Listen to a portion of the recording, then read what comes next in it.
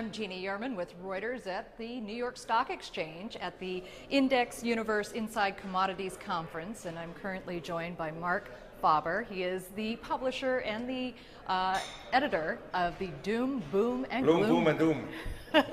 And that title has not changed, nor has his outlook. And on that note, just this afternoon, the European Banking Authority actually revised upwards its the amount of money that 12 different countries' banks are going to have to come up with by June to restore confidence in the banking system. Now they're saying it should be around 153 billion, up from October. Yes. Any surprise there?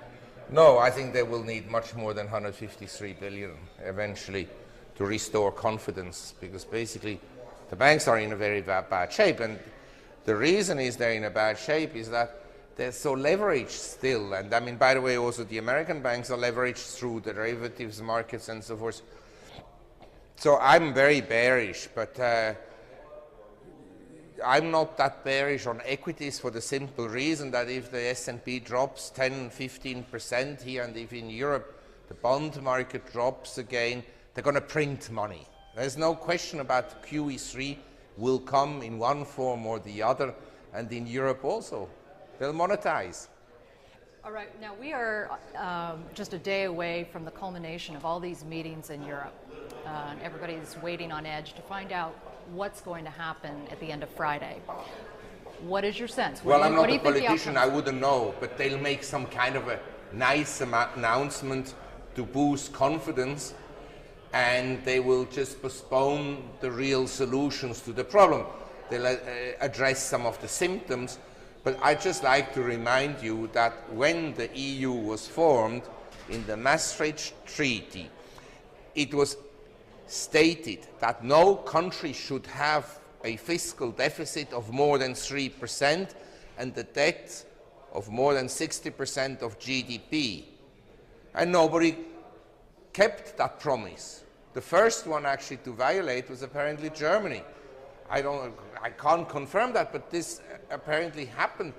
And when you look at what happened subsequently, where countries had this huge expansion in debt to GDP, you have to ask yourself, these bureaucrats, what did they do the whole day? Sleep or eat or play golf? But certainly they didn't look at their household. Okay, so it's sounding like you think that there's going to be a lot of can kicking, even if they have to hurl it, as somebody put it today. I mean, it's the same here in the US. They will not address the fundamental problems. They'll address the symptoms with fiscal deficits and money printing. And like Larry Summers, he recently said, the paradox of the situation is that we got into trouble because of too much borrowings and spending, but we have to spend more and borrow more to get out of it. I disagree, but this is the view of the Keynesian economists. Okay, now you think there's a limit, though, to these kinds of actions? Yeah, I think that the limit has been reached, in the sense you can increase debt, but it doesn't increase prosperity or economic growth, because there's a point where the excessive debt growth doesn't stimulate economic activity anymore. What it does, it creates bubbles in different sectors of the economy, and we have a global economy, so the bubble may not even happen in the US. If you look at the monetary policy of Mr. Bernanke, were designed to lift the housing market. The only asset that didn't go up since 2008 is housing. Paintings went up, Warhol paintings went up in value, the value of foreign currencies went up, emerging economy stock markets went up, real estate in Singapore, Hong Kong, Vancouver went up, but it didn't go up in the US, except for Aspen and prestigious properties on Park Avenue and Madison in New York. Okay, now very specifically though, you said something pretty provocative today, which is that you expect that there's going to be a global collapse, ultimately. Yes. And that being said, do you have any sense for the timing on that? Yes. When you make a prediction, never put a prediction about time. And I don't know when it will happen, but I'm convinced that one day the whole derivatives market will cease to exist, will become zero.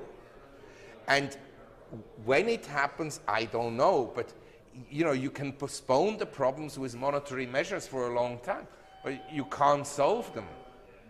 So if there is war in the world, do you think that derivatives will be settled? Of course not.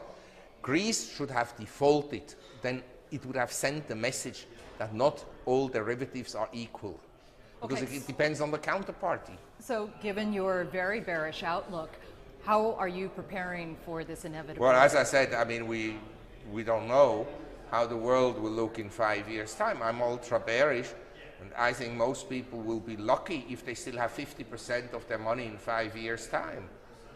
So, but you have to have diversification, you know, some real estate in the countryside, and some gold and some equities, because if you think it through, say Germany 1900 to today, we had World War I, we had hyperinflation, World War II, cash holders and bond holders, they lost everything 3 times. But if you owned equities, you'll be okay. With real estate, it depended where you owned it. If you owned it in Eastern Germany, you lost it also.